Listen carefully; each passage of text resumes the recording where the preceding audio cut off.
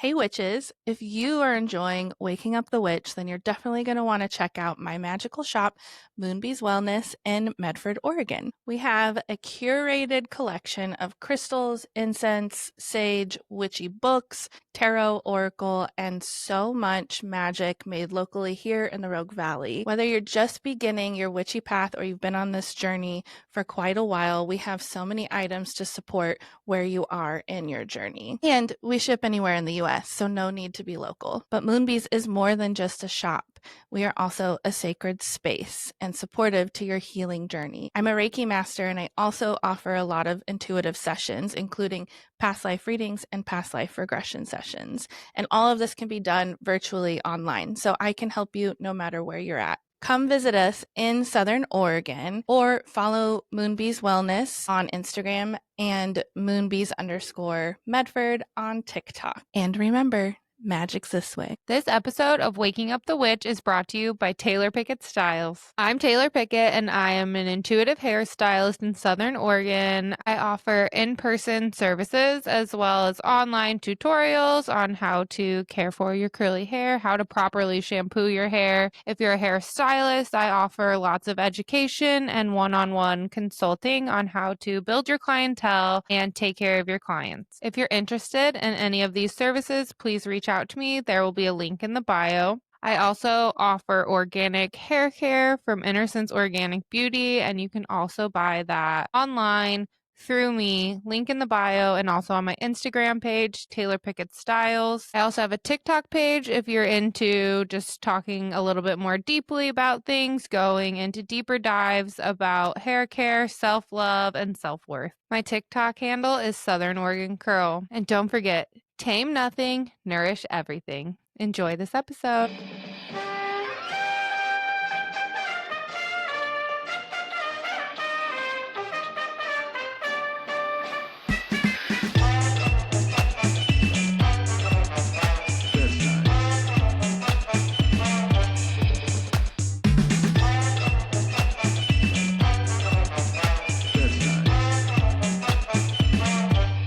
I'm Taylar. And I'm Amber. And this is Waking Up the Witch. We're your neighborhood witches. Each week, we talk about all things witchy and connect with other humans in a storytelling format about navigating life on this floating rock. We're two curious ladies trying to understand the human experience. But while we do that, we think it's important to honor the people that lived here before us and honor the cultures and traditions that we're being inspired by.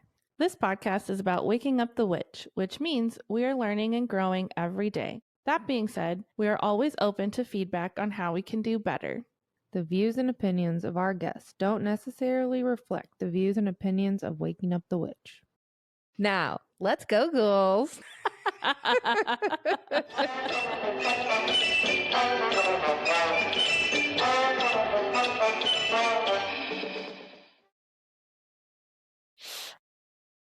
Hey, hey, hey, welcome back. Hey. So, why is this always so awkward? It's not. I think the cold opens is just the way that we gotta go now. We recorded this episode on Saturday, so like I don't fucking know what day it is. A couple days ago. Mm-hmm. And it was like really like we were in the moment and then we had to rush out of the moment, so we didn't record this intro. So we're back to say what's up. Really, really good episode. Oh my God, it was so cool. Like, we say it at the end, but like this was such a fun opportunity to connect with this human. She lives in Australia. We'd been like chatting with her, I feel like for like 2 months, trying to find a time that works for all of us, and because of the time zone difference and like our own personal needs and everything. And so it was just really amazing to be able to connect. Very strange for us to be recording on a Saturday at 5 p.m. Never done that So before. yeah, it's probably a different energy from us too, because we're usually doing this in the morning.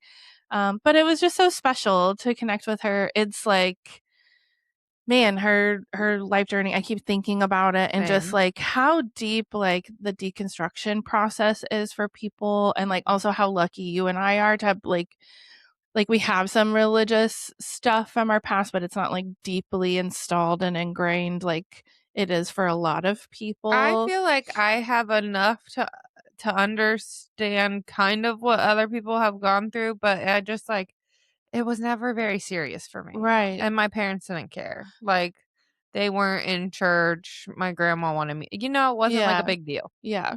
Yeah. And I'm Totally. grateful for that.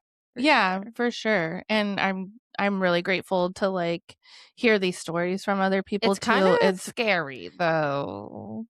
I mean To think it's about how much that's going on everywhere well, around us. yeah. Like, and I am just like so always in my own bubble that I don't even realize how deep the indoctrination goes everywhere. Well, and it's so dangerous, like I mean, look especially at our in our country. country Yeah. in the United States, like and how deep that is has been woven in, but like how much more deeply currently in Mhm. 2026 it's trying to be woven in and controlling so much of our lives from like this perspective that not everyone is like on board for. And yeah, it just feels like I fucking wild. was decompressing with Kurt after, and maybe it was the next day, I don't remember, but he said something about like I was saying how it's just like taking people's powers away by like blah blah Yeah. blah blah blah and how it goes back to like centuries and all this stuff. And Mhm.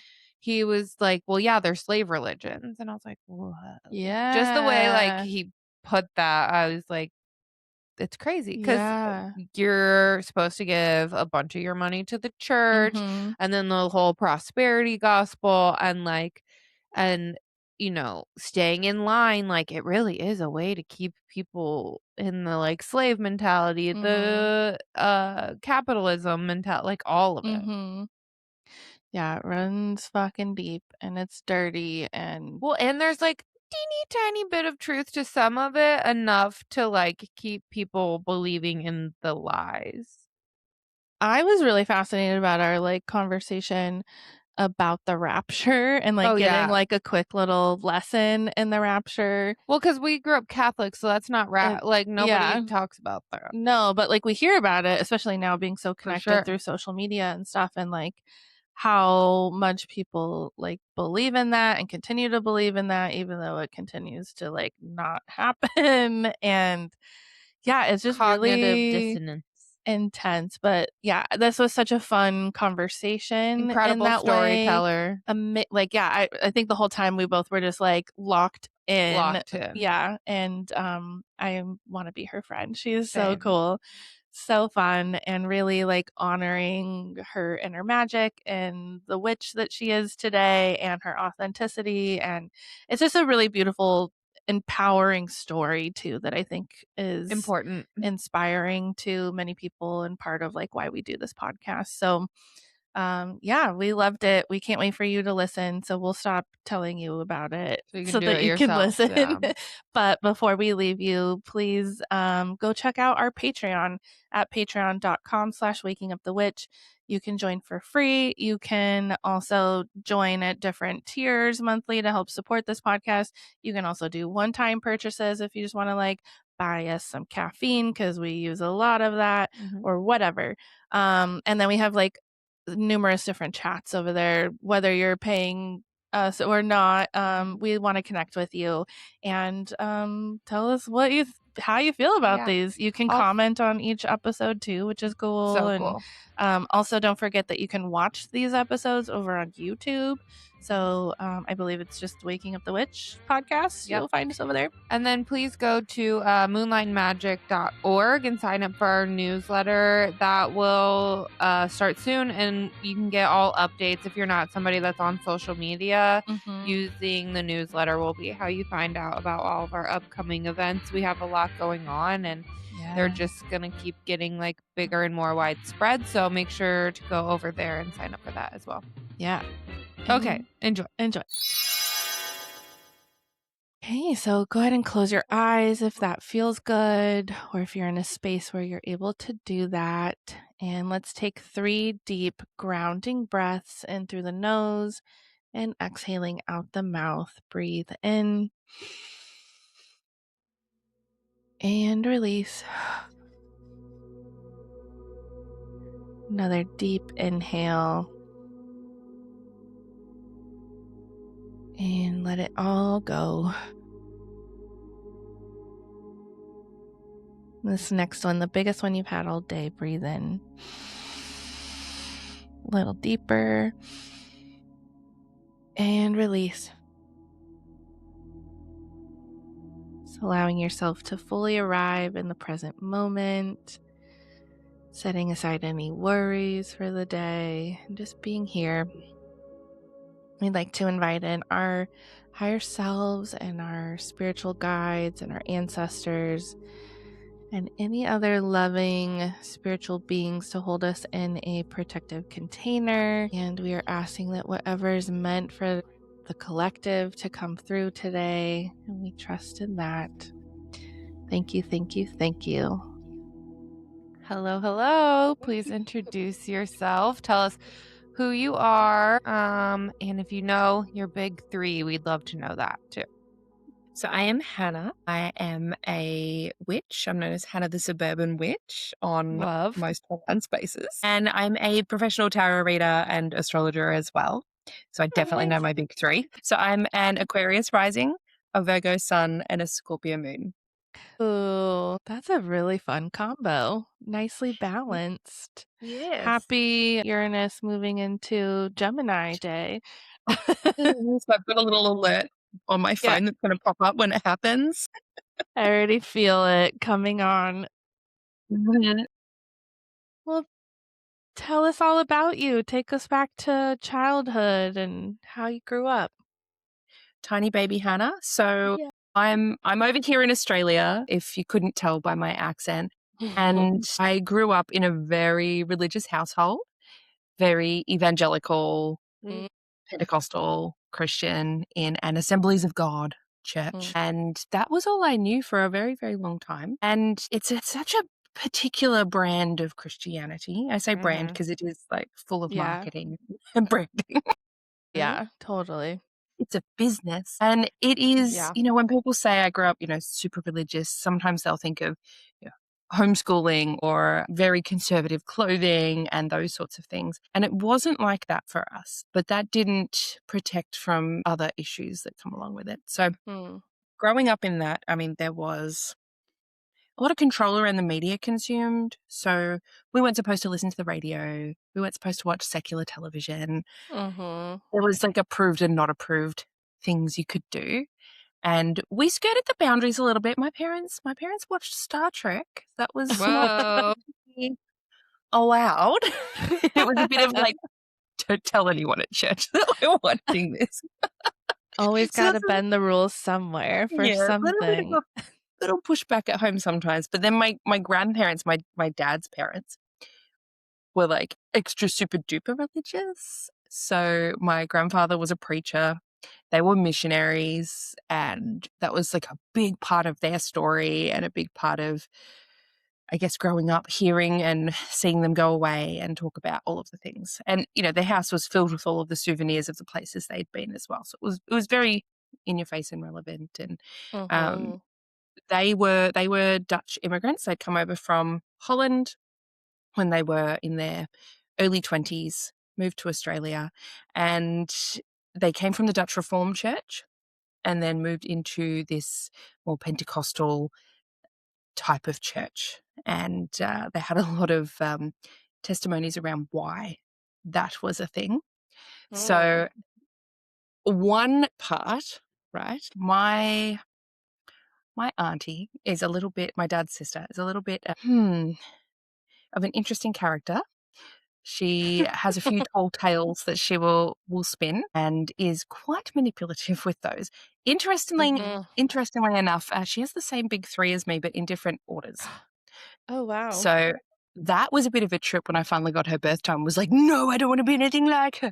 Anyway, beside the point. I had always been told that she had leukemia growing up, that she had this form of blood cancer, and that they prayed over her, the church prayed over her, and they healed her. And that was such a big part of the Christian narrative we had going on in our household and why we believed what we believed. And, these other times that these big, amazing healings had happened at home because of praying in tongues or because of this, because of that. And it wasn't until I was in my years that I interviewed my grandmother for like a book about her story. Oh. And I really was intrigued by this. She did not know that I was at that point a witch and a tarot reader and all those things. She thought I was a stay-at-home mum, which I was perfectly fine to uphold that belief with her. But when I sort of honed in on like, growing up, you always talked about when she had, leukemia and all of this. And I'm just really curious to hear more about that story. And the story was literally, she came home, said, I have leukemia, I'm really sick. They told the church prayed, and the next week she said, I'm cured. Oh And my I was God. like, that's interesting. Did you go see a doctor? Was the Huh. hospital involved? And she's like, nope, Oh my no God. doctors. We didn't need them. And I'm thinking, she just made that whole story up. And then Yeah. It's a miracle. they've taken that miracle story, that testimony with them through India, Papua New Guinea, and all these places, Oh my God. Indonesia, as proof that God is real. And I was like, oh my God. Anyway, that was a big part of that sort of history. So I'd grown up with all these proofs of this Mhm. fantastic thing, and I could not understand how people were not Christian. It was just so like, why aren't you? And all of the Yeah. arguments that Christians use in my YouTube comments today. Yeah. Yeah. Or you just get so indoctrinated and they do tell these stories and Yes. really can be captivating and, to know that those miracles exist and we're all Yeah. hoping for miracles in some way. A lot of people on Mhm. here have, I would say like 99% of the people that come on here to talk are gone through a deconstruction of Mhm. some kind. Mm. And I just am thinking right now, like, how lonely that can be sometimes to be the one person in your family that decides, Mhm. like, hey, this doesn't really make sense. I don't really align with this. And so, I mean, I'm sure once you get to the part where it all changed for you, like, I'm excited. I can't talk. It's late here today. I just got out of a massage and I started drinking wine already. But I just am thinking, like, it's very brave. It takes a lot Right. to, like, believe in yourself so much and, like, what you believe is true as opposed to what you've been told and literally everyone around you believes. Mhm. Yes. Yes. And look, there was a few, I think, fateful things that happened to get me where I am today. And if they didn't, I would probably be a missionary myself right now. Like, let's be honest. Yeah. Yeah. Um, so growing up, I had always wanted to be a preacher. And I remember asking my mum, are women allowed to do that? Mm. Because we didn't see it, right? And she's like, yeah, they can, which we all know kind of means not really, Not but really Mhm. though. you could be a pastor's wife. Mm. Yep. That's, achievable career. But I had this in my head that I was going to be a preacher, I was going to be a missionary. And I was a very spiritual kid, right? Like I was praying a lot, and I look back now and I think there was a lot of that almost like religious OCD that comes with, Mm. Mhm. I better get it right because the rapture can Right. happen tomorrow, and if I haven't, repented for this, and this, then I'm not going, right? So Right. there was a lot of that aspect sort of woven in with it, but I was still a very, desperate for a spiritual connection type of kid. So I took it very seriously. And I think if anyone's familiar with Pentecostal and evangelical Christianity, there's the concept of giving your heart to Jesus. And so they ask people to do this, and you go up to the front, the pastor prays over you, and then people fall over on the ground and hallelujah. I think I did that a number of times. Many, many times I would answer the altar call, is what it's called, which you're supposed to only do it once, but obviously there was so much guilt and shame that they sort of Right. pushed on everyone that I thought, no, I better just make sure it's happened and it's stuck. And so there was one time when I was about 5 or 6, like little kid. I have a 5-year-old now. Cannot imagine putting them in this scenario or them doing this. Like it Yeah. just Ugh. is fathomable to me now.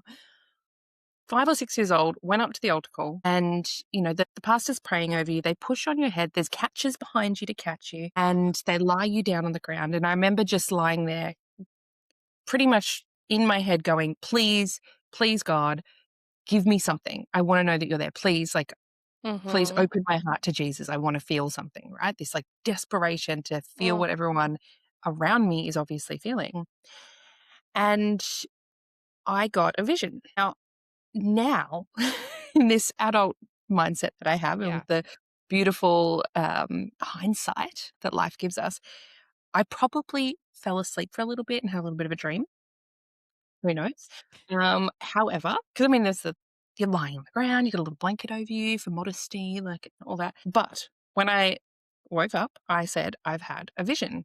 I saw myself obviously in the mission fields with these, children in front of me. I had adult hands and I had my hands out in front of me talking to these children in a foreign country. And obviously that means God's given me a mission to be a missionary. That is my path. And I told the pastor and they talked to my mom, and it was kind of this like, oh, wow, like God's given you the gift of prophecy and this is so amazing. And that was it. I was like, okay, I'm set for life. Good. I've got my thing. At 5 or 6. We're good. Sweet little And baby Hannah. yep, going through life, that was all fine. Went to a Christian high school that was quite tight knit, quite the evolution is the work of the devil, and dinosaurs were hidden there by the devil to trick scientists and to tempt us. All that sort of stuff taught in my science That's class. what they right? say about Yes. dinosaurs? Yes. What? Yes, I was given. I've always wondered, like, okay, explain it. I was given these like nonfiction science books that basically tried to say how all the scientists were wrong, and everything that the scientists were saying about how old the Earth was is based on, the flood had changed the levels and things. And so it confuses the scientists and they don't really know what they're talking about. And this was all part of the devil's plan to tempt us away from God and into science. Like it demonized science in any way, shape, or This is absolutely terrifying that this is going on. yes. And think about it's that still and going on. how many it's still going on through. Yeah. And Exactly. that's why Oh, it's probably worse now. when we use fact to back up things, it just gets pushed back on because you're like, no, that's the devil. That's not, science isn't real, right? So there's a whole reason why the undue influence or the brainwashing that we see is so insipid. How is science not real? Like the whole Christian belief system is That real. Cannot be proven. Yeah. Like it's so wild. Mm-hmm. Yeah. Mm-hmm. Yeah, there's a whole thing there with cognitive dissonance, which we can get into as well. I'd Let's love do to. it. Yeah. I love cognitive dissonance. The whole history of that is rooted in Christianity. It's quite the actual word comes from history of the Rapture. It's very, very interesting. Wow. It's so But damaging. And yeah, like just thinking about, the state of our country is just a nightmare, and it's so rooted in all of this too. And yes. Well, our country's they're trying to take over with like national Christianity and like on a global level in schools, in politics, in every single like branch of anything right now. Yeah. Yeah. It's scary. Well, we can like tangent right now. What does cognitive dissonance mean? Yeah. Go down that rabbit hole. So cognitive dissonance is basically when you have a belief and then some information, new information comes along to challenge and disprove that belief. But instead of going, I will accept this new information and change my belief, that belief is so emotionally tied in to your like psyche that you double down on your belief and become evangelical about it. And so you try and convince more people to believe in your belief, because then that quells the discomfort in your body. You're like, oh, well, if they all believe it, then it must be true, right? Because there's more of us here. So that comes from in let me give you a little history lesson. The rapture doctrine is not in the Bible. The rapture is not in the Bible at all. If you've heard about the rapture, that is where people believe that Jesus will come back to earth, call everybody up. They're going to, disappear, leave piles of clothes on the floor, go up into the heavens, and that begins the end of the world as we know it, as they look upon from the heavens, having feasts at everyone being, disemboweled on the earth, and they're going to love that. That's going to be what they want. So that concept did not exist before the 1800s. Not at all. It is not in the Bible. It came from a guy, I'm going to forget his name because right now I'm running on little sleep since I have a 4-month-old. But let me tell you, because what's his name? I've got my notes here from when I taught on this as a class.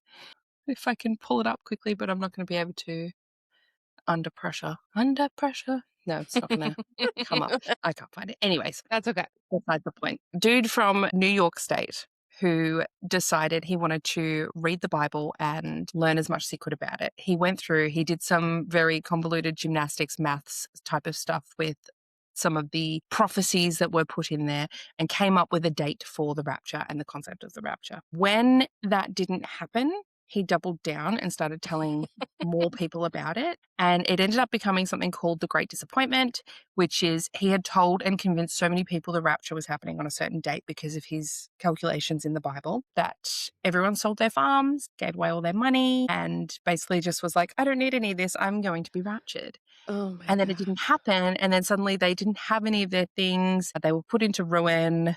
They'd sold the family farm, all that sort of stuff. So instead of seeing the fact that the rapture didn't happen as proof that it wasn't going to happen, they just went, our date, we were going off the wrong calendar, or we forgot about the leap year, or we did, there was some, reason, and the date just kept changing. And guess what? It keeps changing. Yeah. We have seen it. It's still going. Yep. Wow. And they're still doing this, right? So in the early 1900s, there were some scientists psychologists really, who saw this effect and thought, that's really unusual. That's really bizarre. But it doesn't Not happen. the scientist. Yeah, it doesn't happen. And then they still go and believe the thing, right?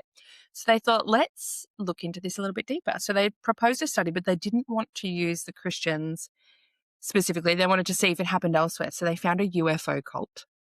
Oh my God, yes. A cult of people who believed that the aliens were coming to take them away. Very similar concept, right? And they had a date again. And so these psychologists basically infiltrated this UFO cult, were in, the group of people and watching what happened when that date came and went. And instead of them going, we must have been wrong, every single person went, they're just giving us extra time to get more people ready for the aliens to come. So they gave themselves a 3 months or 3 week or whatever it was extension, told more people, convinced more people. And that's when the psychologists were like, okay, we're going to call this cognitive dissonance when that belief is challenged. So you just convince more people because then that quells the disquiet within us. So all of that came from them seeing what was happening with this rapture doctrine over the previous 50 or so years, 50 to 100 years. So that's where it comes from. And now we use it in lots of different aspects. Mm-hmm. And that's what it means. So Thank that's you the for history that of lesson. Yeah. I never no knew idea. that it wasn't a part of the Bible or anything. And it's something we still hear about today and our If you whole look in the lives. Bible, the word rapture is not in there. You can search it. You can search online, just like Control F. The word rapture is not in there. And a lot of Christians will point to a couple of different passages, but the way that they've interpreted it is they're reading that with the concept of the rapture already in their minds and putting that belief into the words. If you had never heard of the rapture, you would not read it that way. It wouldn't read the same. And they're reading it and preaching on it and teaching on it without the knowledge of the cultural meanings and implications of the words at the time that it was written. And it meant something totally different. It was an analogy. It was trying to explain something else. So, at the time of Jesus, the rapture was not a thing. No one had heard of it, didn't exist. The whole time through the Bible, that was not a belief. It's just something that's been crafted later on, and then pop culture and the evangelical notion that comes with cognitive dissonance has spread it far and wide. And the fear that comes with it is very useful to the church. We call that phobia indoctrination. It's, you don't want to get left behind. So just make sure you do the right thing here and then you'll be good, right? And people do that because they're scared. And that's such a base human fear, and we don't want to feel scared, so we do what we can to alleviate that. So the rapture is a hard one to deconstruct. You've really got to go deep. Yeah. It takes time because it is scary, all the stuff they tell you is going to happen. Yeah, So I never that's how got it'll that part of my grew up kind of Catholic-ish, but nobody ever talked about the rapture. it's not Catholic. Yeah, not at all. Okay, so back to you, because I want to keep us on track, but thank you so much for that information. I want to hear where how you were growing up and then high school and when it all kind of started to change for you. Yeah, so high school was really hard. I think what we call primary school here, which is the younger years up until the age of 11, I sort of skated through, I think, a little bit, like it wasn't difficult. And then I got to high school and suddenly it was difficult. Now I know that I have ADHD and Mm-hmm. that was undiagnosed at the time. So I think that threw a lot of spanners in the works in terms of, homework was so overwhelming, exams were so overwhelming, and Mm-hmm. I couldn't understand how it was so easy for everyone else and not for me. So obviously I'm the problem. Right. A lot of that got internalized. Did not help that I developed depression alongside that. Another, key indicator of undiagnosed ADHD Yep. young girls. And the church did not believe in mental health. So Shocker. that was demons, obviously. Of course. So that sort of, was bubbling away underneath, trying to like fit in, trying to do all the things that you do in school. And, we were at school getting that Christian education 5 days a week. We were at prayer group on Wednesdays, we were at youth group Friday nights, and then we went to 2 church services on a Sunday. My life was filled with church. The only people we hung out with were from church. The only like secular friends I had was I did take a dance class 1 or 2 nights a week. So that was like the only outside world connection that I really had. And I am thankful for that because it did sort of show me a little bit that not everyone was equal outside the church as much as they wanted us to believe that. So when I was about 14, my mum cottoned on to that I was not okay and I was having a really tricky time. All of that shame and guilt that the church loves to use as a tool had sort of devolved into a teenager that was struggling with depression, struggling with school, struggling with social friendships and things like that, struggling to try and be good all the time. And then it just went from there into a full-blown eating disorder. Again, church does not really recognize that as an issue. Purity culture, all these things, there's just so much pressure. It's like a little pressure pot that they throw you into and just hope you survive. Through that, she thought, okay, well, we need to get her a little bit of help. So she took me to a different church that I'd never been to. We didn't know anyone from, for a little exorcism circle. Oh, 'Cause that's what you do. no. And at the time, I was like, why aren't we doing this at our church? And I looked back and went, oh, because she didn't want anyone to know at our church. Right? Oh, I'm so sorry that happened. Oh, it was very scary. So So 14, traumatizing. circle of people around you telling you that there are demons inside of you and we're going to pray those demons out. And, And that this is their strangers. physical Like, no strangers. one's This is safe. adults putting their hands on your body. Like, there's Yeah. so many things wrong with it in hindsight. But at the time, it was kind of like, I guess this is what needs to happen. Um, but it didn't work. Thankfully, my mum does have It didn't a therapist. work. I'm so surprised. So she ended up taking me for like a full psych evaluation after that at the Thank hospital, God. again in secret. Oh, wow. She was skirting the lines there. And I feel for her because she was also in that culture. She was also dealing Right. with, what are my in-laws going to think if they know I've taken you for a psych evaluation, Mm. right? All of those sorts of things. And she was doing it mostly on her own because my dad was like, that's a phase, she'll be fine. Don't worry about it. And so with that psych evaluation, fun fact, she found that last year when she moved house, like the report that they wrote. And she said, I just had a flick through it and saw right at the bottom there was a little note that said, possible ADHD. And she goes, and no one told me and no one brought it up. It was just like a little footnote. But how much Wow. how helpful would that have been to know at the Wow. time? And I was like, oh my gosh, Life-changing. life changing. But wasn't meant to happen then. It happened later when I Right. got that diagnosis. So, anyways, all this going on, right? This caused a bit of a rift with my parents because one's thinking, she needs help. This isn't going well. One saying, she's fine. Don't worry about it. She'll eat when she gets hungry, that kind of thing. Oh And my I God. think that started to bring this big rift in between them. So my parents ended up deciding to separate. Mm. Now, this is a big no-no in the church. You're not allowed to do that. Yeah. And it Wow. was instigated by my mum saying, like, nope, I can't be with someone who doesn't, feel for their children in this manner. And so I was probably about 15 when they started to divorce.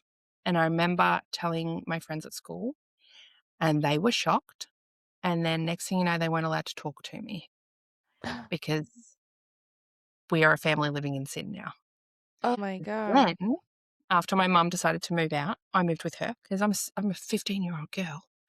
I don't want to live with my dad who can't say the word tampon. Like, not going to Right. happen. And she was fighting for you. Yes, exactly. So I moved out with my mum and we rocked up at church, and the pastor's wife, who has been our long-time family friend, we had, had play dates and dinners with them my whole life growing up. She meets us at the door and she said, "Oh, you don't think you can come back here, do you?" What? And we're just like, "Oh, okay, all right." Oh. And, complete shunning. Every person in that church was not speaking to us. These are family friends, people that I called like my Wow. aunts and uncles, people that felt like cousins, like all my friends, whole community gone overnight. Wow. So then God's love. Yeah. God's love. There's Good no God. love like Christian hate, to be honest. I love that Truly. quote. Or what do they say? No hate like Christian love. Mm-hmm. Mm-hmm. So we then were, sort of adrift, I guess. We are churchless, but still Christian. Like we still, that Yeah. hadn't changed yet. That hadn't changed. Were you an But only suddenly the child? community was gone. No, I have a younger brother, Okay. and my dad got custody of him. But Okay. I think he wasn't as impacted by the role of the church. A, he wasn't in it as long because he's 4 years younger. Mhm. And B, he doesn't have the eldest child Yeah. effect of like, I have to do everything right, Yeah. which the church really just exacerbated times 100. Yeah. Mhm. He was pretty content to play the drums in the youth band. Yeah.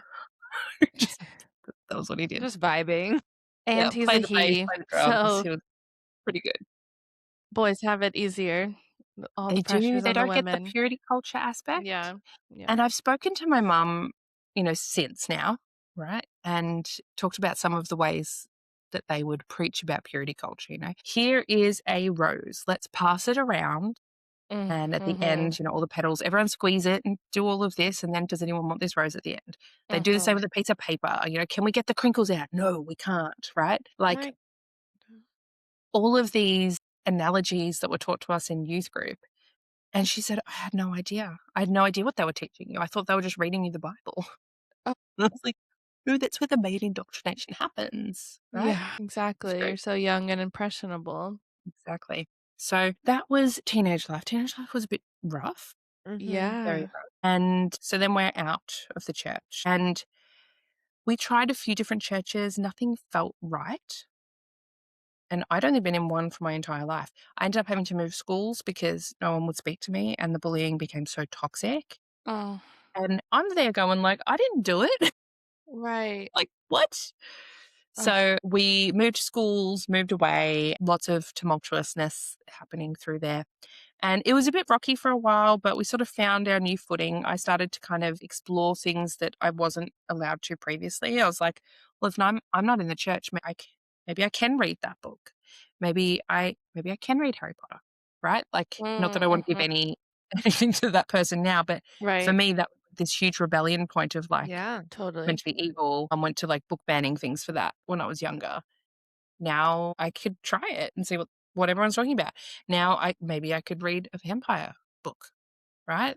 Is that allowed? And so I just sort of explored in those little like personal ways that what was all the fuss about? Like, I'm going to listen to this music. I'm going to do that. I'm going to go to a party. Maybe I'm going to wear this outfit, do this. And it was just this gradual sort of exploration because I didn't know what I actually liked because I'd been told what I like. And you are indoctrinated into what looks good. Even to this day, I can look at, especially, young adults or teens. I can see someone walking past and go, they are in the church. 100%, just based on what they're presenting like, the clothing and the hair, because you can spot it a mile away. It's its own little fashion thing.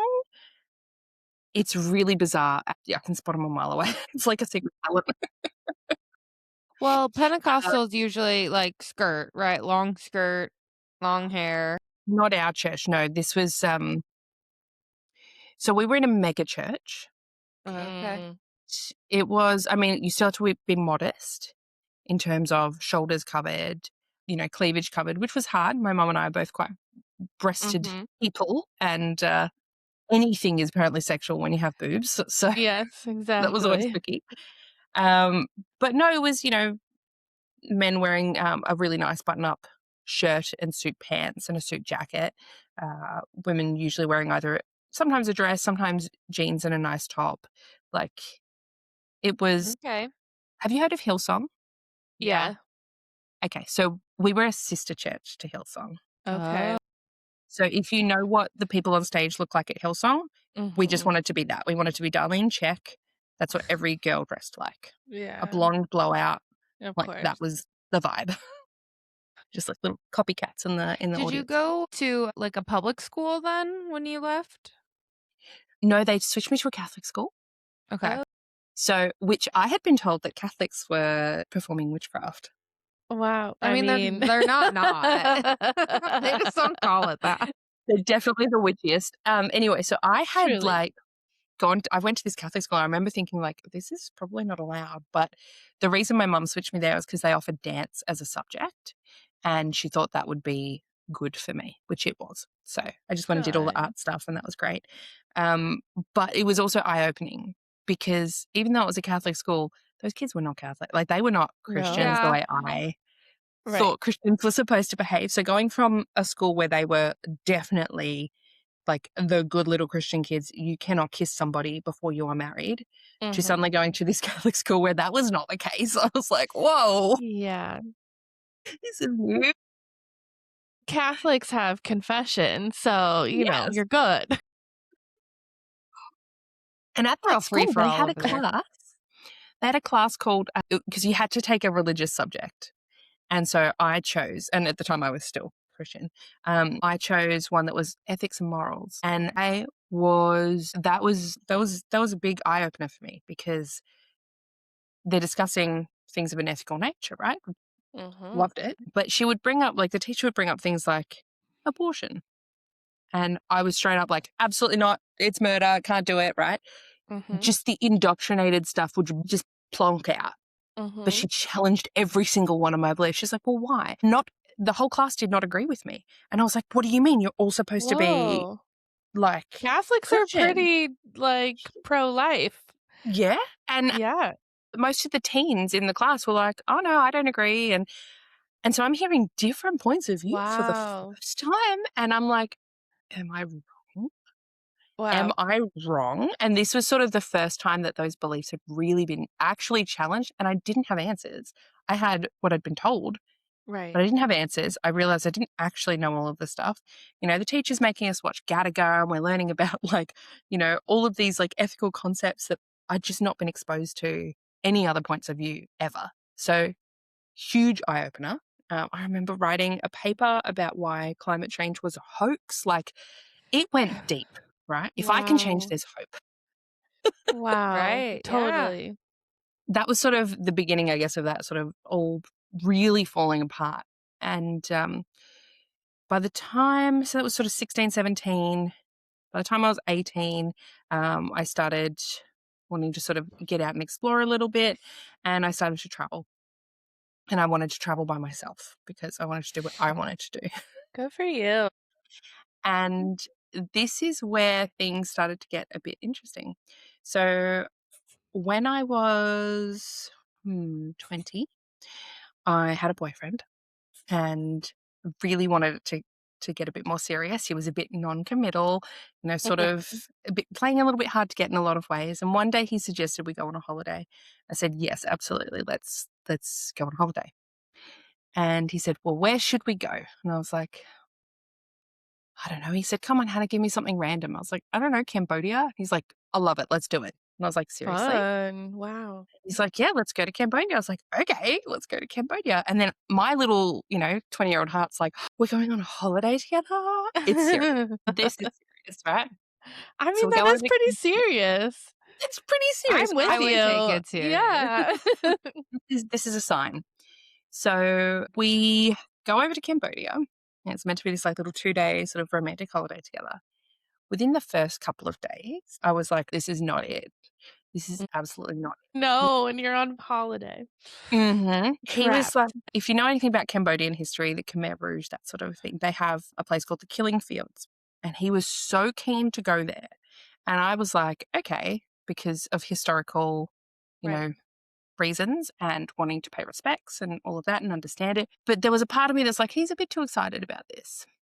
It's a bit too into this as a concept. This is really like quite distressing to me, and it's not to him. So there's a few little red flags. And then there was a couple of times where he said some things that kind of, implied that we weren't really a real couple. And I was like, nah, something going, like my intuition is like, Hana, hello. And I ended up, I can't remember, he said something one night when he was drinking, and I just went, absolutely not. I'm not dealing with this. You can go home. This is not what I expected. We are not what I thought. See you later. And he flew home the next day. And so then I was there in Cambodia by myself, like, okay, that's fine. I can do this. And so I just traveled around a little bit. And on the very last day, because I didn't have anyone with me, I thought, I'm a little bit bored. I've got a flight to catch later today. Don't know what I'm going to do in the big city here. So I asked at the front desk of where I was staying, I said, what do you suggest? And they said, this is my brother. He is trying to save up for university. He can take you around for the day for $20 and just show you stuff. And I was like, amazing. Let's do that.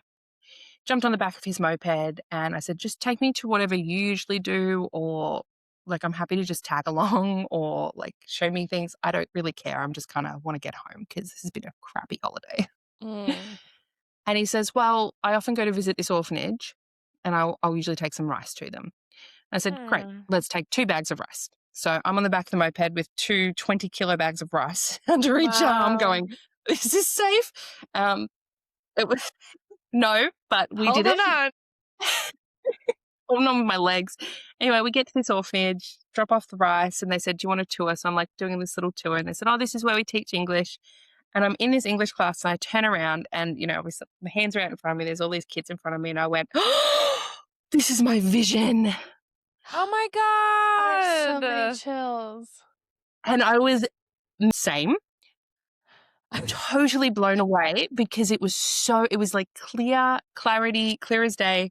Oh my God, this is what I saw when I was 5 years old in the church. Oh my God. So I'm having an existential crisis as the English teacher is standing there going, so how do you say this, this, and this? And I'm like, compartmentalize, deal with that in a minute, turn to the person, talk to him. And then as I've walked out, I'm just like, okay, I've had like this full spiritual awakening in the last 5 minutes, and I don't know how to deal with it because my brain's like, does this mean that God is real? Because at this point I'd sort of gone, maybe he isn't. Right? Yeah. Does this mean God is real and I'm supposed to be a missionary? Or does this mean that I was supposed to be here right now and I wasn't supposed to be a missionary and I misinterpreted it and maybe I'm supposed to be here? And so I had this like, just, oh my gosh, what's going on moment. Wow. And then flew home. And I got home and I thought, I think I'm supposed to be back there. So I had my 21st birthday and I'd made this decision because this is just how I roll. Scorpio moon, a little bit secretive sometimes. And Aquarius, big fan of ghosting. So I'm at my 21st birthday. Everyone's done some speeches. I get up and I said, thank you everyone for coming. Just so you know, I'm actually moving overseas next week. I'll see you all whenever I get back. Mic drop, I'm out. My parents were like, you're doing what? I didn't tell anyone. So I had secretly sold my car, sold all of these things, and just left. I just went to Cambodia and was like, okay, I'm going to teach English here for a bit and just see what this all means and where it takes me. So I ended up staying in Cambodia for a couple of months teaching English at that orphanage. I made amazing friends, amazing connections. It was a lot more challenging than I expected in terms of a social work point of view. There was, there's a lot of poverty that I was not really ready to be shown. Yeah. And in a way, I think that did actually help with my deconstruction because I was like, who would allow this? What kind of, God or deity? Yeah. Because in the evangelical mega church, there was no poverty. There was prosperity gospel. And if someone was struggling, they're not right with God, that's on them. And so this is so gross. Yeah, this was challenging that as well. So going through that, ended up choosing to move on. I'd sort of like went to Thailand, I went to Singapore. I was like, something else. So I ended up going, I'm just going to go and push myself because obviously when I do things that are out of my comfort zone, I get these big breakthroughs. So I looked up where the coldest place on earth that was habitable was that day because I didn't like the cold and I loved being in the tropical, humid environment of Cambodia. But I thought, no, I'm going to push myself.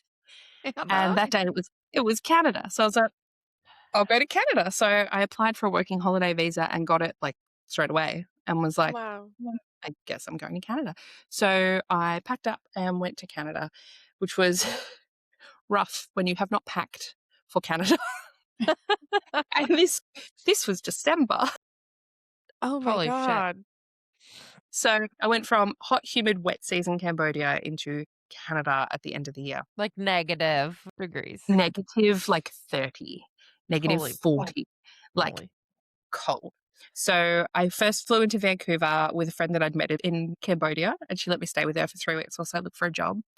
Ended up finding a job in a place called Banff in Alberta, which is a beautiful place in the Rocky Mountains. It looks like a Christmas card. I had never had a white Christmas. I had never experienced snow. Like this was just totally new for me. And of course, I got a job driving a bus of people from a hotel into Stop. town and back Snow? in the snow. Oh, that's terrifying. You're like, actually, we're all uncomfortable now.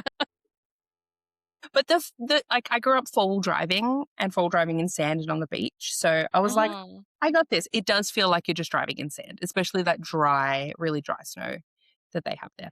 So honestly, it wasn't that bad. It was quite fun. So I get there, I'm working there. So I'm on the front desk sometimes I'm driving the bus. And that is where I met my husband. Oh my God. Doing this, like just following these random prompts from the universe. Now, he grew up Catholic, but he was a self-declared, very scientific, logical, rational atheist at this point when I met him. And then there's me going, what do you mean you don't believe in God? What do you mean? So I'm challenging him, he's challenging me. And, I would say things about growing up, went to the altar call and when I fell down on the ground with everyone else, and he's like, I'm sorry, what? That is crazy talk. What do you mean? What do you explain it to me like I'm 5. What do you mean you fell down on the floor? Right. What do you mean people were shaking? What is speaking in tongues? And so he started challenging me again, but on the specifics of the religious stuff. And then I ended up taking on for the very first time the title of agnostic. Because I suddenly sort of went, you know what? I don't think my church was it. But there's something. There is still something. How would I have got that vision? Yeah. How? Like there's something there, right? And he'd never had a vision. So he was like, I don't know what you're talking about. You're a crazy person. And so then I was like, well, maybe there are things like ghosts. So I started giving myself ghost tours of all the haunted places in this tiny little town, the Fairmont. Oh my God, so fun. I Hotel is love one you. such a place. Also, about like 10 minutes ago, I realized like, oh, my husband has all the same placements as you too. Oh, does he? Yeah, he's a Aquarius sun, Virgo moon, Scorpio rising. Crazy. Interesting. I don't know why I didn't like think of it at first, but you said something and I was like, wait, I think it's when you said you're secretive and you ghost people. I said, huh, wait a second. Sounds very familiar. I know someone like that. But you know what's funny? So my North Node, if you know what the North Node is, Mhm. it's an angle in the chart that represents basically your future destiny. And my North Node is conjunct, which means it is in the exact same place as my rising or my ascendant. So they're 1 degree off, Cool. ascendant degree and then my North Node degree. Mhm. And often when I do things that are quite Aquarian, so things like some rising Aquarius, things like just going, you know what? Nope, I'm noping out of this. I'm going to ghost. I'm going to just run away for a little bit and disappear. That's when I have these huge life-changing moments. When I Right. question convention, when I take the unusual route, when I dress bizarrely, that is when I have these like things that really do put me on my path. So it's been very interesting to look back on how that has come out through my Right. life and then, trying to lean into it. It's uncomfortable. The ascendant and the North Node both are generally uncomfortable. They're not our comfort zone. That is the South Node. South Node is comfort. This is the uncomfortable. So it's been a real practice in embracing unusual discomforts. Yeah, For and like me, doubly both your rising and your North Node being at the same spot. Yes. Like I think that's like really special and beautiful, and also I could see how that could be challenging too. Yeah, And because you're it's about to go through your nodal return soon. So, like, who are you going to be in 2 years? It's going to be so cool. and Pluto is in my first house, right? So So she goes who am I deep. going to be? Like, oh my Yeah. god, there's a I lot. love There's a lot that's going to go on and going to happen. So I'm just cool. my word of the year is surrender, and I'm just Yeah. doing that right now. Yeah. That's been like my word of the year on repeat for the past like 3 years since I Yeah. hit my nodal return, pretty much. Where I'm just like, okay, I just like need to go with the flow and stop trying to force anything and Hmm. trust the offerings and the little, secrets from the spirit Yeah. guides and the universe and keep trucking. Here we go. Surrender and trust. That's all It I can do. can be such an uncomfortable word, but also it can be It very is. helpful.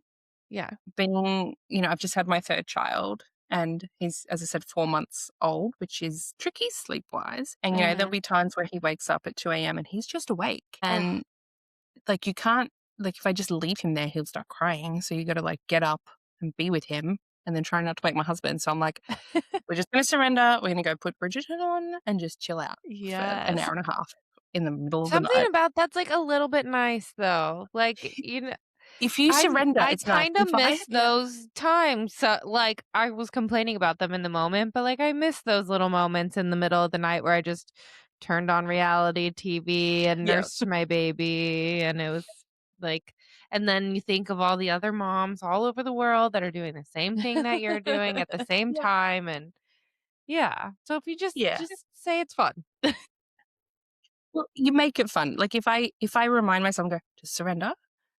You can't Mhm. force him to sleep. So just go out Right. and just put on something that you like and maybe have a chocolate and just chill out. Then it's Mhm. nice. Otherwise, my natural instinct is to be like, go to sleep and try and like Go to sleep. Force bounce it. them and like, like all the things or pat their butt as they're like in the Yeah. all those things where you're trying to control the situation. Yeah. That's where it just makes me so frustrated because Yeah. you're Yep. Then running a you're little both late. stressed out.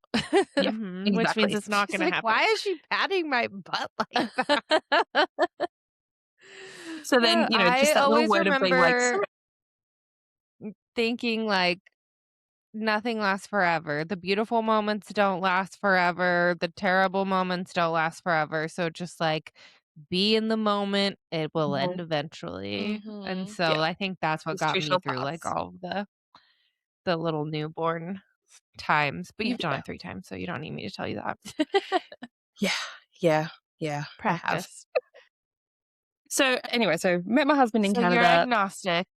I'm agnostic now, and I'm actively now exploring other reasons for my experiences. And because that wasn't the only vision, I'd also had dreams that had predicted things. Like there had been other things where I'm like, but I know there's something there. Like I've seen Mhm. this stuff happen, right? And also at this point, I'd given up all hopes of ever being a missionary. That was not in my path, Yeah, right? that's good. Um, but still very, very spiritual. So I continued searching. I was researching things like ghosts and spirits and what people believed in other cultures and other religions. And so I started like teaching myself that. At the same time, I secretly took a little course on the Khan Academy in evolution because my husband had Mm. ridiculed me for not knowing what evolution was. And so I had to like quickly, Yeah. secretly research that to come back and be like, actually, I know now. I I'm know. really smart. Because my school had said that that was wrong and evil and not a thing, right? So go Wow. and Did read. that just like change everything for you? It came a little bit, yes. Yes, there was Yeah. a lot of things where just me going on these like little rabbit holes because someone made me feel inadequate with my knowledge. And it Oh, knocked me down a peg in a way that made me want to really know my topic and dig deeper, right. which was good because, I hyper focused on all these things. I learned all this really interesting information. I don't think podcasts are around yet, so I didn't have those to deep dive with. So it was things At like, this Sorry, at this point, had you started thinking like back on the people that you grew up with and kind of have a little bit of pity for them? I did not Not have yet. pity yet. No, I was still Okay. angry. Oh, okay. Yeah, yeah, Yeah. yeah. How dare they? Right? So How deeply dare they? indoctrinated, like your whole life surrounded. Yeah, this I belief was at this system. point still couldn't conceptualize, because even though I was in the church and indoctrinated, I think, I'd seen people leave the church and, heard the way people talked about them and, oh, they've backslidden and they've done this. And I knew that that's what they would be doing about me, Right. even though that wasn't my choice. And that's what made it worse, because I had previously thought the people that left the church, it was always their choice. Then I realized actually it probably wasn't. And it was probably they were told not to come back. And that is so deeply unfair. That is so unfair. You can do Right. everything right and still get kicked out, right? So that, and my dad was still allowed to go, Oh, even wow. Yeah, of though course. they were divorced, because it was my mum and me that weren't Shame the allowed in. women. Yes. Ugh. So that, I think there was just that real deep injustice at the whole Right. scenario. And so I just placed it on that. I was so angry at that point.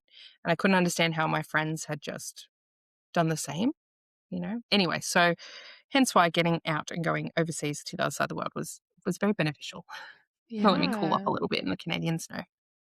And so I ended up staying in Canada for 2 years and finding myself along the way. Because as I said, you were told what to like at every step of the Right. process growing up, and I didn't actually know what I liked or who I was. And so this was this real exploration of me figuring that out. And Canada was the last place I ever really voluntarily stepped into a church, and it was on Christmas, and I sort of just went, I know I'm supposed to go to church. I'm supposed to go to church on Christmas at least, Christmas and Easter. Like that's the two that I should do. And they didn't have a mega church in this tiny little town in the Rocky Mountains, but they had what type of church was it? It was not Catholic, not Baptist. It was something else. Lutheran? Anyway, I'm not sure, but I walked in. There were certain hymns you had to say. Everyone had a little book that you would respond. And I was just like, I don't know what's happening here. This is not right. I don't feel right. Doesn't feel like my thing. Maybe this is done. And that was sort of the little closing chapter book thing. And I went, why do I think I need this? Right. And I left and never voluntarily went back in. Wow. So after that, I went down to the southern USA. So I went to Florida and Louisiana and Texas. And whilst I was in Louisiana, and this was by Fun. myself. So Yes. witchy. Right. So I'd met my husband, Sue. He was my boyfriend. We lived together in Canada. But we also had our own plans. I was like, I don't want you to ruin my plans of like traveling the rest of the world. Thank you very much. Yes. And he was with his best friend. He's like, same. So he went and did his own thing for 6 months and I went and did my own thing. And then we met up. So we split off. I went by myself to the southern states and I ended up getting a job on a farm in Louisiana, on a goat dairy farm, so that I could, because I like slow travel, I like sustainable travel, and then you can get to know people and places rather than flitting around every so often. So Cute. I'm on this like farm in Louisiana. It's like rural. It is, Oh, yeah. it was Barely great. understand their Oh god. accents. Yeah, their accents are a Very whole other Cajun, game. very Cajun accent. And this lovely host family, beautiful host family, and they had a granddaughter who was about my age, basically. And I was staying in this trailer out the back that they had for people who were working on the farm. And I had a very terrifying supernatural experience there. Visceral, like seeing someone sit on the bed, but I couldn't see the person. I could see the indent.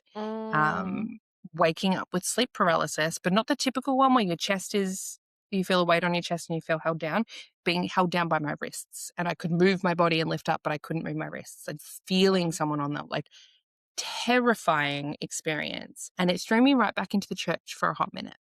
I put on my Hillsong music. I slept with the lights on. I was praying as fervently as you can pray. I was praying and it did not work. It didn't help. It didn't do anything. And that was sort of that big fear moment of, I was always told if I call on the name of Jesus, it would work, right? That's what's supposed to work. And it did. I was about to swear. It did nothing. You can swear. Did the Yeah, yeah. family, did you tell them? And what did they say? I did. So I walked They're like, out. oh, yeah, that's Susie. She does that to everybody. I walked out to speak to Michelle, the granddaughter, but I was so embarrassed about it as well because I'm like, she's going to think I'm insane. This is such a weird thing to have to tell someone. So I was like, hey, so, I was just wondering, has anyone ever perhaps ever said that there was something that happened in the trailer while they were here.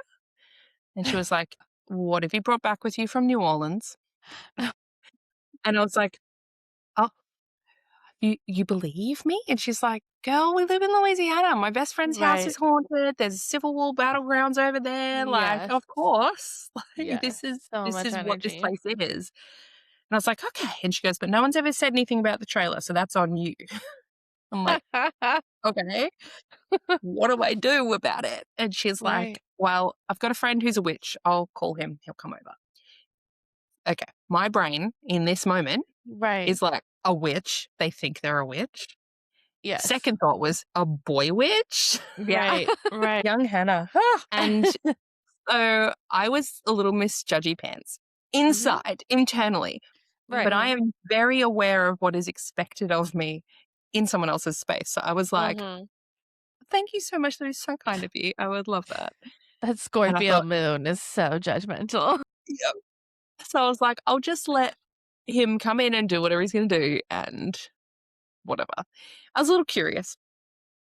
Anyway, so he's come in and I didn't have the words or the knowledge for anything he was doing. I didn't know. I was just like, what the hell is that? Now I know. He used a pendulum and he cleansed the space and then he put up some protective wards.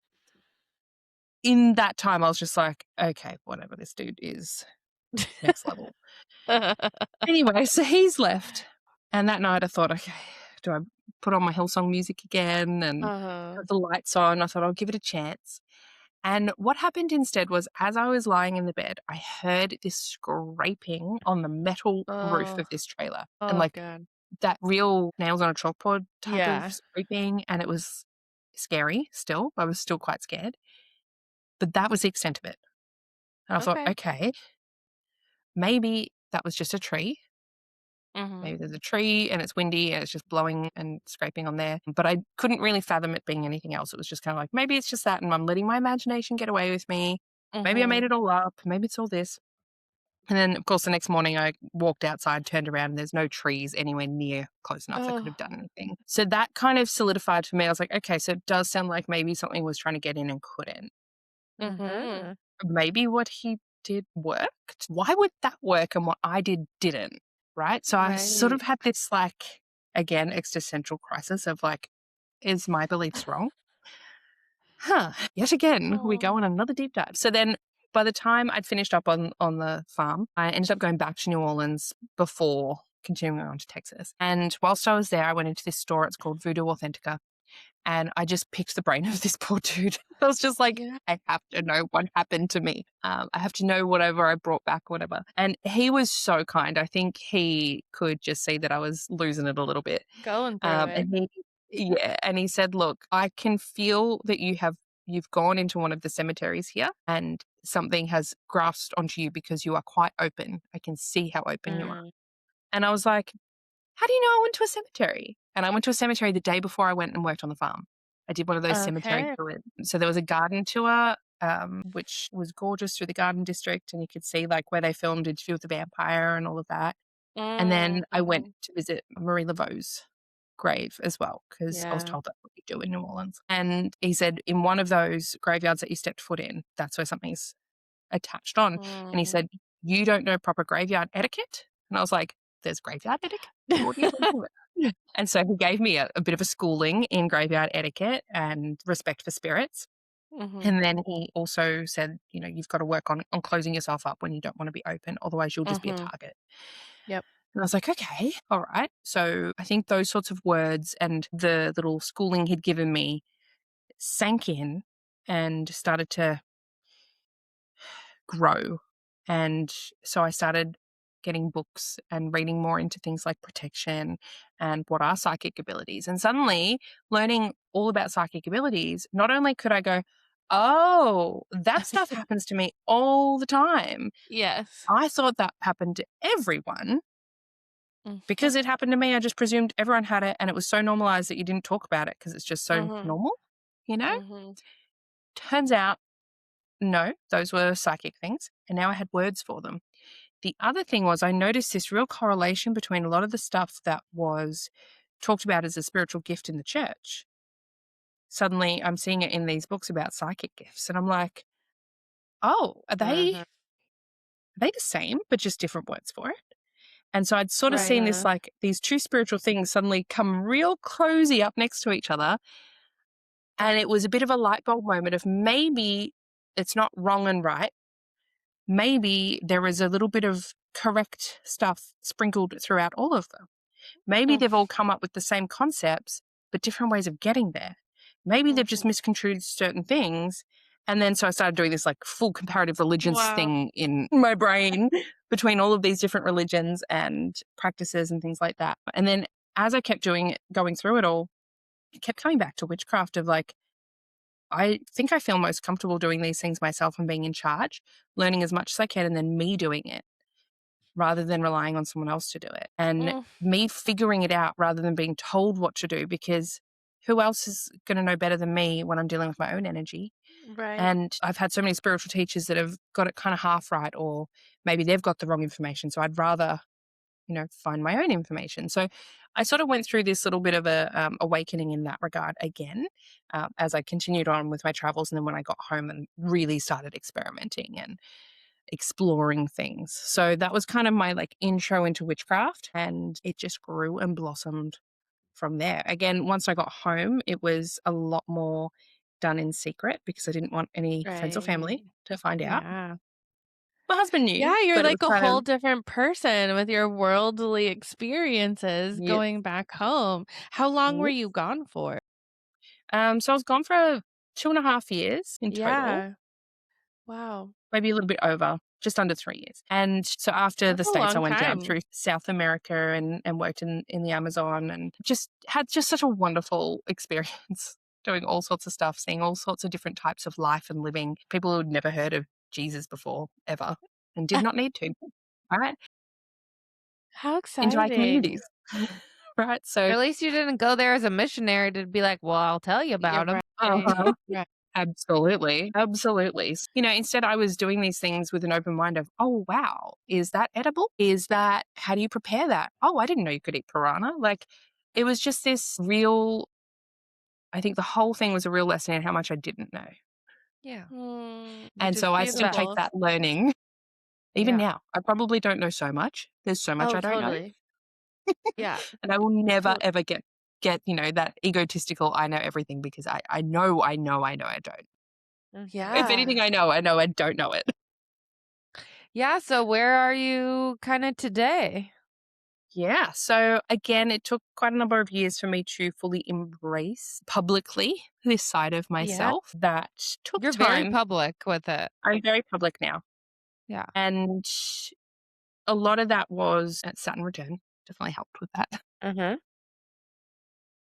But I think we moved away when my daughter was 2. We moved over to the other side of the country. And I remember that was the first time I'd have to leave my job for my husband's work that was moving us, and didn't really know what to work in over there. Had a little child, didn't know anyone. And he said, why don't you do, your tarot readings? People would buy that. Because I did them for Yeah. friends, a couple of friends, for myself, for him. And I was like, oh, I don't know if people do buy those. They do. Mm-hmm. Surely. And it just sort of grew and expanded from there, because once we got over there, we just sort of had that idea before we moved. But once we got over to Perth on the other side of Australia, it was like, well, if I do it here, no one back home's going to know, right? They're not going to Yes. see. A little safer. Yeah. That was where I first dyed my hair pink. So I was like, no one's going to judge me. I can dye my hair pink, right? Oh my Never went God. I back. love I've this done for purple, you. but I've never gone back. It was, yeah, again, sort of that, like, testing the waters, having to be away from everyone to find myself yet again, and to showcase as this new person. Because I thought, they're not going to know I was in the church. I can just rock up and be like, hi, I'm Hana, and I am a tarot reader. And they will just accept Yes. that, because that's all they know, right? So it was a real interesting exercise doing that. And then we got moved back. And I was like, oh, now I have, like, a business. Now I'm And Hannah the pink tarot hair. reader with pink hair. So, but we got sort of moved to the country, and again, people just were like, yeah, cool. I ended up doing tarot and gin parties at the local community center. Like, it was so much fun, and people were so accepting of that part of who I was. It was really healing.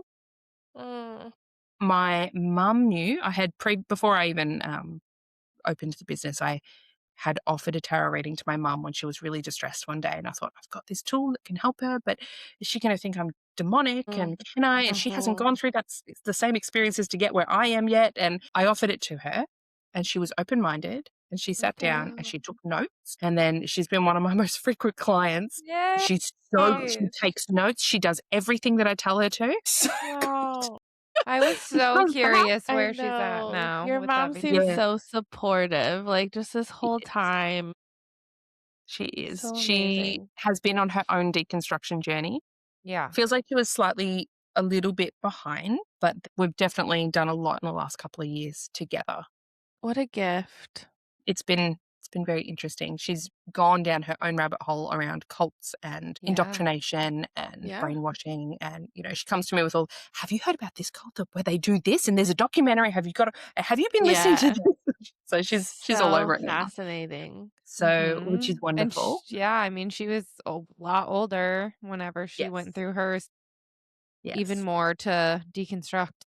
Absolutely. So she didn't grow up in the church, but so I think there was some benefits in that regard as well. Yeah. It wasn't as deep in a lot of ways. However, it still had its own clause in her with a lot of different things, even just how they teach you to parent, all of that stuff. And then having to reflect on that and go, oh, maybe I don't agree with that anymore, So it's been really interesting. Do you But talk to your dad? I do, yes. Now, a few years ago at my grandmother's funeral, they found out about my business, that side of the family. And that was the really religious side, really. And How did so they find out? They found my website no, not my website, my Instagram. They found my Instagram. Yeah. And then my aunt, who we talked about earlier. The earlier, okay. Yeah. She went on a bit of a deep dive and found all these ones about me making reels and things about Christianity. And she showed them to my grandfather and said that I was mocking him and the family. And at this point, he was very ill. He had cancer. And so straight after my grandmother's funeral, he stopped answering my phone calls. And I was very confused by that. And I thought, he's probably not charged his phone again, or he's done this. Right. And, then we had a flood. And so it was kind of like there was a few different things, and COVID was still happening. And it was kind of a little bit up in the air. But I kept there's a little bird here called a willy wagtail. It's this little black bird with a little white bird. And it's got a little tail, and they do this little dance and wag their tail. And that had been my sign for my grandmother. And it kept landing. Where I'm sitting right now in my office, there's a tiny sliver between, my shelf and my computer out through the window. And it would land on the fence right in that sliver where I could see it and do its little wagging dance, and I'd see it. And I'd say, hi, Nana. And every day, and then I started going, okay, what are you trying to tell me? Every day you're coming multiple times. What are you trying to tell me? It's more than just a, hi, I'm okay. And I thought, I think you want me to call Granddad. Okay. So I'd call him. No answer. I was like, he's not answering now. Go tell him to put his phone on charge. Yes. And she'd come back, and I'd try. Okay, I'll try again. Still not working. And it took about 2 weeks. And I went, I've called a lot in the 2 weeks. And I called my dad and I said, have you spoken to Granddad? He went, yeah, I spoke to him yesterday. I'm like, can you tell him to call me? I've been trying to call him. Another week goes by, me calling constantly, nothing. And I'm like, okay, something's up. And I had that when you're like, I know something's up and I don't know what it is. And so I said to my husband, give me your phone. And I called from his phone, and it went straight through. And my auntie picked up. Hi, who's this? And I went, hi, it's Hana. I was trying to get through to Granddad. And she went, no, he can't talk to you right now. And So she's filtering his calls. And then I called back with my husband's phone, and it went straight to voicemail. And I went, she's blocked that number. She's blocking you. She's blocked my number. She's been blocking my number. And I was like, and I didn't know they'd found my website or anything. I didn't know this. Oh my gosh. So I was like, why is she blocking me? Why has she blocked me from him? So then I called her. She didn't answer. And at this point, you're feeling like that, like the adrenaline come up. Yeah. Like, something's up here. Yeah. And it was a public holiday. And I said to my husband, I said, you have the kids, you have the con. I need to deal with, there's a family situation right now that I need to deal with. Something is up. And I had all these like little alarm bells. The wagtail keeps flitting around by the window. And I'm like, oh, I'm listening. And then didn't get through to my aunt, but got through to her husband and said, why has she blocked me? How dare she? That's my grandfather who was sick with cancer. How dare she block me? He said, oh, your dad hasn't spoken to you? And I said, no, nobody has spoken to me.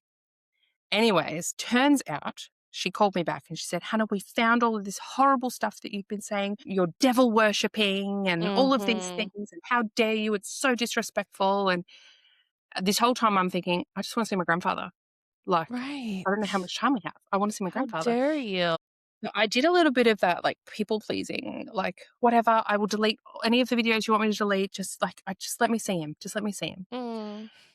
She wouldn't let me drive to the hospital, which was only 20 minutes away from my house. I had to drive 40 minutes to her house so she could drive me an hour from there to the hospital because she wanted to be in control of the whole situation. And she said, it's going to give him too much of a shock. He's got, brain cancer and skin cancer and bowel cancer and all of these things. He's going to be so confused, Hannah. You can't, this is going to be so shocking to him. And at her house, she offered me a cup of tea. Firstly, she said, I'm going to need to get the pastor in to cleanse this place after you've stepped in here. Oh, God. She gave me a cup of tea and it was a chamomile tea. And she said, do you want honey? And at the time I wasn't eating honey, but I said, yes, I do want honey. Thank you very much. Because I'm going to do a sweetening spell right here in front of you and you're not going to know what I'm doing. So she gives me this chamomile and honey and I'm stirring it clockwise saying, may this sweeten the day, sweeten her temperament and bring the things that I want my way. Right. And I'm saying that 3 times over and breathing over it. And I'm like, okay, this little potion is going to calm me. It's going to sweeten things in my favor. She put me in the car. We go to see him. I had to apologize for being a witch, basically. And, I wanted to say, it's not what you think. I wanted to say, it's not devil worshipping. I don't believe in the devil, right? But he couldn't conceptualize any of that. I had to go from that point of view. So it was, no, this is, I apologize for being how I am. It was really hard, but I did what I had to do to see him because I thought this is probably going to be the last time I see him with the way she's acting, and he's so sick and she keeps telling me how sick he is and how horrible this all is. And, how often she's got to give him medication and all of this stuff. And something about it still wasn't sitting right. And at this point, I'm really trusting my intuition. It's guided me through so many things at this point. And I'd been doing witchcraft and tarot and astrology for quite a time now. And I knew there's something here. There's something still here. It's like the willy wagtail was in my brain going, keep going, keep digging. And so when I got home, because she kept saying, your dad knew that we had found all of your stuff and your dad said he'd talked to you and that you had deleted it all and weren't going to be doing that. And it wasn't until you apologized that your grandfather would talk to you. And I was like, how can I apologize if you blocked my number? Yeah. And I didn't even know that any of this was happening. And she said, well, you got to take that up with your dad. Your dad's the one here that's ruined this all for you. So she was really trying to turn me against my dad. And I thought, okay, she's obviously trying to turn me against dad, which means I need to band up with him. And I called him and I said, firstly, I think you need to get up here because he lives interstate. I think you need to get up here. I think granddad's really actually quite sick. Secondly, I don't think she wants you up here. He goes, I'm waiting for her to tell me when to come. I said, no, I don't think she wants you up here. I don't think she wants you to see what she's doing or however she's doing it. I think you need to get up here. I have a feeling you need to get a lawyer involved and check over, have someone that's got an eye over his will that she's not the one executing it. Yeah. I just have a funny feeling and I think you need to talk to his doctors. And I said, and she's trying to drive this wedge between us, saying that I'm devil worshipping. And I said, Dad, I'm not devil worshipping. And I know you don't agree with my business. He never talks about it. Never wants to know about it. It's just kind of it's not my thing. Don't talk to me about it. And I said, we just need to band together because she wants us opposites, right? And he said, all right, I'll fly up tomorrow and I'll stay with you. I said, great. She was very shocked when she found out he was staying with me. She's like, what do you mean? I thought you guys were arguing. I was like, no, we're not. We're not arguing. Isn't that funny? Anyway, it turns out my grandfather didn't have brain cancer or bowel cancer. He did have skin cancer, but a lot of his issues that, she was saying he had and all of that were from all the medications she was giving him. Yeah. That she wasn't supposed to be. What the I fuck? was waiting for that. I could just sense it. So my dad coming up and then questioning the doctors and being like, why are you giving this medication every 2 hours? And they were like, you're doing what? Oh my God. And so it was this big unraveling. And so we thankfully intervened a little bit. She moved into a different hospital and then kept blocking me from seeing him. And it was just one random day. And by the way, my dad and I became so much closer through this whole experience. Yeah. And I did call him out. I said, if I'd opened up any other business, you'd want to know how it's going every other day. But because it's this, you don't. Yeah. And he goes, you're right. Mm-hmm. I'm working on it. And I was like, wonderful. Okay. Thank you. Good. We can work with Good. this. Yeah. So we are very close, despite the differences in beliefs. We've worked on that. Now, I ended up having this dream, and I'm very, very connected with my dreams. I had this dream on a random day, and I dreamt that I was in the ocean facing the shore, and I had my family all next to me. And I turned around and saw this huge wave coming, and it was going to crash over us. And so I had just enough time to put my arms around my family, shield them as the wave crashed over us. And I woke up and I turned to my husband. I said, he's going to die this week. And he went, sorry, what? And I went, that is a wave of grief. Granddad is going to die this week. I need to see him. And he goes, she won't let you in the hospital. I said, I don't care. I have to try. So I called my brother, who lives 3 hours away. I said, come with me. I need backup. So if I don't see him, you can see him. So he came with me and he just trusted. He went, you had a dream? All right, I'll be there. Yeah. We drove to the hospital and walked in. And no one stopped us, and she wasn't there. And I thought, this is very bizarre, but we are taking this opportunity. Yeah. We said our goodbyes. We said our I love yous. We hugged. We kissed. We had all of the things that you want to do when you last see someone. At this point, he couldn't really talk, but he could sort of blink responses. We had a big cry. He said, I forgive you. I said, I forgive you. It was all of the lovely stuff. As we were leaving, I get a phone call from my aunt saying, I heard you were at the hospital. I said, how on earth did you know that? And she said, I told them to tell me if a girl with pink hair turned up. Well, too late now, you weren't here. Turns out that was the one day she wasn't there. She's usually there every day. But her daughter had had a baby that day. And I thought, the stars aligned for me to get that dream just in time to get there when she wasn't there. And she died 2 days later. And those experiences that used to tie me to the church and Christianity now tie me to myself and my own intuition. Yes. Wow. So That's so beautiful. This real sort of power moment, seeing it in the everyday and knowing when to trust it and trusting it and seeing how it, unfolds. So I do have a good relationship with my dad. I do not speak to that aunt. She is not in my family. Was she ever held accountable in any way for I say feeling lock on her up. drugs? That's crazy. There's no evidence, right? And it was, I was told that's what was. She's very, very good at spinning a story. Why are they like that? I have to pee so bad. I've been holding on to the chair for dear life because you're such a good storyteller that I'm so enthralled. riveted. Also, okay, quick little break for pee. I feel that. Yeah, you are such a good storyteller. I'm just I don't even know what the clock is, but I can't stop listening. Yeah, life has been lifing. Life is a life. Truly. Wow. Just such a journey. I'm really grateful to learn that you have a really strong relationship with your parents through all of this. Yeah. And I kind of wonder too if somewhere deep down your dad just knows that you know things, I think that he does. can't be because explained too. I have called him before when I've had a dream about him and I've said, I just dreamt about you. What are you not telling me? Because you were crying in the dream and I know something's up.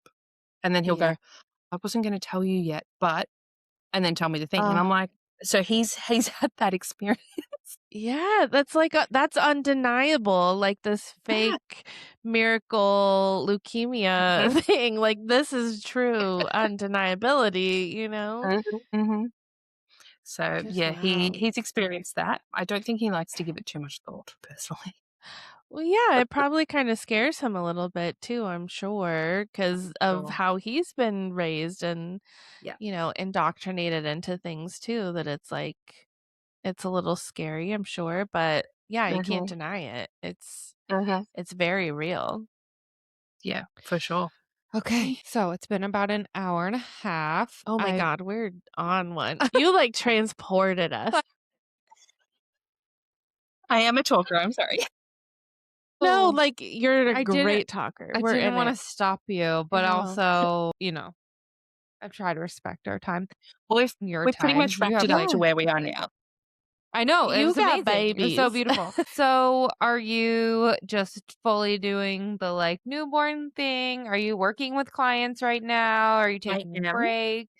Okay. So, How can people find you? yeah, firstly, I am fully embraced now. That family thing that we just talked about was pretty much the last thing holding me back from just Wow. being me in every Full area of my on. life. Yeah. Full me now. It was like spirit was like, no, no, no, we're going to rip this little vestige of Wow. control away. Like, How be old who are you are. you? 30, almost 36. I think Yeah. that's So a I'm good 35. message for a lot of listeners is like sometimes it takes a lot longer than you think Hmm. to feel like yourself. Yeah. Yeah. Yeah, for sure. Yeah. And so, yes, I am both doing the stay at home mum thing, but also the stay at home mum that works at midnight thing. So I Yeah. am not, I'm not doing one on one clients in terms of like my usual readings one on one over Zoom. I'm doing a couple of in persons. Like I've got someone coming today because my husband is home and he can do the kids thing, Mm-hmm. but he also goes away quite a lot. So it needs to be clients that are very open to being like, if it needs to cancel, it'll cancel because he might be, sent Yeah. somewhere. Mhm. So that sort of the one-on-one readings are a bit tricky, but I've got a membership, which is where I'm pretty much pouring most of my energy because it's the easiest one to help the most amount of people. We do a monthly Yeah. group call where I do readings for people, and I know that I can at least get 1 hour on a Zoom call once a month, right? Like that's easy. Mm-hmm. Um, and I can be in the Discord chat, I can be on the Facebook group, I can do all of those things pretty easily Mm-hmm. whilst I'm nursing or whatever I'm doing. So that is where I'm at mostly. And then when I have a little bit of space, so every now and then I'm like, actually, this week I reckon I've got a bit of more support, or I know he's going to be home or whatever it is. Then I usually offer something like I just did a Sacred Self Care Tarot PDF reading. So it was just available for Ah. the week of Easter. And I was like, all right, there's only 10. I can only fit 10 people in, but Yeah. this is now available this week. So every now and then I can do that because the written readings, I can pull the cards. And then if I have to go and settle someone to sleep or do this or do that, it doesn't matter, right? Like you've got the Yeah. time back to it. So that's been a good little flexibility thing. And then as my youngest gets better with naps during the day and all of that, my availability will open up more and more. But at the moment, that Mm-hmm. is what I'm doing. So I've got classes on my website, which is suburbanwitchery.com. I've got readings sporadically. So if you're on my email list, you'll get notified if I open up one of those PDF readings. And yeah, then I've got my membership, which is probably the best part, the best way to connect, if that makes sense. Ah, amazing. Yeah. You are so inspiring. I love talking to you. I know we just met, but I feel very I connected to know. you and just like amazed really. And proud. Very proud of you. Thank Yeah. you. It's been a Yeah. journey. It's been a journey. You're And there beautiful. is a specific Rapture deconstruction class if anyone is specifically interested in getting Amazing. rid of that phobia indoctrination from their life. Do you have like I'd love to share that on Instagram if you have like a post about it. I do. I Okay, do. I'll go I have find a it. few reels as well, but they're filled with Christians being really upset in the comments, which actually helped get them Well, out further. I think that's funny. the comments are fun to read They often. get really annoyed at me because what they usually say doesn't work the way it usually works. Right. And then I use them as content. Yes, Exactly. exactly. Okay, we have 2 questions for you. Yes. Yeah, our first one is what do you do for self-care that you just can't live without? Mm. That's so funny because I have been just doing this sacred self-care, like, readings so frequently, and it Mhm. made me sort of go, "Oh, what am I doing at the moment?" At the moment, I actually give myself a foot bath every day. Right. So just a Love it. 20-minute little Oh foot my bath gosh, with amazing. magnesium salts. I can be holding baby if he's asleep or whatever it is. So that's probably one thing. It's so weird how just warm water on your feet is so luxurious. It feels like such a treat. So I wanna do that is that. one Truly. little thing that I do, and also allowing myself to nap whenever possible. Like an opportunity Yes. arises, I am You need napping. that. Yep. That is, I yeah, love that. absolutely. If you could tell younger Hannah anything at any point, what would it be? I actually do this a lot where I meditate and bring up a part of myself or a version of myself Like I remember, myself sitting on my bedroom floor and whatever was happening, and I project myself into that memory and give myself a hug. Like, Oh. it's going to be fine. You will be okay. Like those sorts of things. And growing up, I always had that like knowledge that no matter how dark it got, I always felt like it was going to be okay. So I think it worked. So that's usually what it is. Just it's going to be okay. And now I'm might married cry. with 3 It's gonna kids. be I have an okay. amazing business. I am happy. The amount of times I turn around and go, I don't even know what to manifest. I feel like I have everything. That's Oh. amazing, right? So that's where I'm at now. It's That's good. It's amazing. good. What a beautiful Good. feeling. I love that. Yeah. We would be so honored if you would pull a card for all of us. Yes, absolutely. I have a deck next to me, which is called the Scion Tarot. This is an indie deck, which I love supporting indie Yeah, decks. we love that. And the artist and creator, she lives in Barcelona, but she's from Argentina. Her name is Luciana Pena.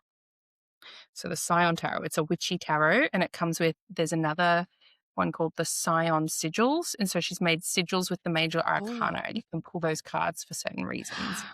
I love that. Really cool. All right. So just a card for everyone. All right. So we have the Warrior of Swords. Now, this card, and if you are not looking on the video, I'll explain it just really briefly. There is a naked lady holding a sword up to the sky. The sword is on fire. She is floating in the air with some clouds around her, and there is another woman made of sky over the top of her. Now, this is the equivalent to the Knight of Swords. Now, the Knight of Swords energy, all of the knights, all of the warriors in this one, they are very much about movement. And with the Knight of Swords or Warrior of Swords, this is about fast movement, quick decision making. So this would even work in with that Uranus and Gemini. I was gonna say that feels very on point. Quick decision making is kind of key here. So the more you deliberate, sometimes the more anxious and the more overthinking can happen. Totally. This is the advice at the moment is quick decisions, quick movements. Don't sit on anything too long. We want to be almost like in constant motion for the time being, right? So this is a time of movement, and movement in the swords aspect can be both talking, can be listening. It can be like anything in that air space, right? Learning. It can be literally, go for a run if you want to. It's not my vibe. I'm not going to be doing that. But there's write everything that's in your head, write it down, get it out, do something with it rather than letting it just sit and stagnate. That is energy. No mental feeling spiraling. that. Oh, I love that. What a cool deck too. I really There's love an that unboxing on my image. YouTube channel if anyone wants to see it because it's beautiful. Thank you so much. I I know. just want to tell the listeners that this almost maybe didn't happen. Hana does live in Australia. We had to come in on a Saturday at 5 o'clock our time. This is, my day off with my family. And I did feel guilty for coming in here. I have a 2.5-year-old. So it's this almost didn't happen, but it feels so important. And I'm really glad that we were all 3 able to rally, make it happen, and tell this story. I think your story is going to be very, very, very important to a lot of people, and they'll see themselves in you. And it's just why we do this. Exactly. And we just fucking adore you. And I'm like, why are you so far away? And now we're friends forever. I want to hang out. I know. So good. Well, if you're ever in Australia, you come and hang out with me. Yes, one day we will make it happen. And thank you so much for taking time away from your family and making a Sunday work so you could be here with us. And we're just so grateful. This was so fun and so amazing, and we just can't wait to be online friends and continue this friendship. Yes, 100%, absolutely. Thank you so much, Hana. Thank you for having me. This episode has been produced by my husband, Curtis Burgess. Make sure to follow us on Instagram, TikTok, and YouTube at Waking Up the Witch. And if you have any questions, comments, or concerns, please email us at wakingupthewitch@gmail.com. And don't forget to head over to the link in our bio on Instagram for all the ways to connect with both Amber and Taylar. And go to moonbeeswellness.com for all your self-care and witchy news. We love you. Bye. Bye. Ow.